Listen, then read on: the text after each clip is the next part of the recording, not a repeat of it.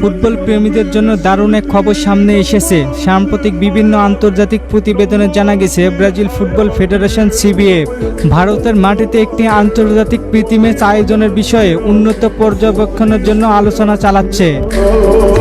সম্ভাব্য ভেন্যু হিসেবে কলকাতার নাম সবচেয়ে বেশি শোনা যাচ্ছে। তবে ভারতে ব্রাজিলের জনপ্রিয়তা নতুন কিছু নয়, বিশেষ করে কলকাতায় ব্রাজিলের সমর্থকের সংখ্যা অনেক বেশি।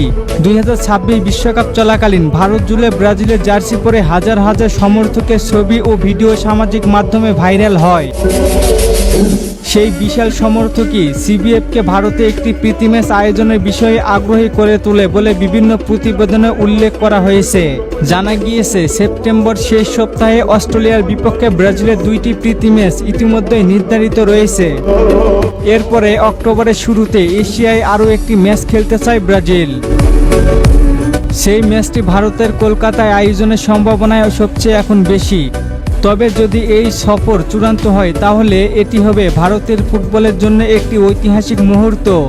ব্রাজিলের মতো 5 বারের বিশ্ব চ্যাম্পিয়ন দলের উপস্থিতি ভারতীয় ফুটবল জনপ্রিয়তাকে আরও বাড়িয়ে দিতে পারে।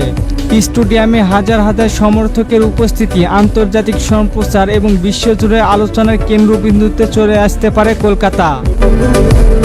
ভারতে ব্রাজিলের প্রতি ভালোবাসার ইতিহাসও বেশ পুরনো। পেলের সময় থেকে শুরু করে রোনালদিনহো, কাকা, নেইমার, ভিনিসিয়াস জুনিয়র, প্রজন্মের পর প্রজন্ম ভারতীয় সমর্থকদের হৃদয়ে জায়গা করে নিয়েছে ব্রাজিল। বিশেষ করে পশ্চিমবঙ্গে ব্রাজিলের জার্সি পরা সমর্থকদের দেখা যায় প্রায় প্রতিটি বড় আন্তর্জাতিক টুর্নামেন্টেই।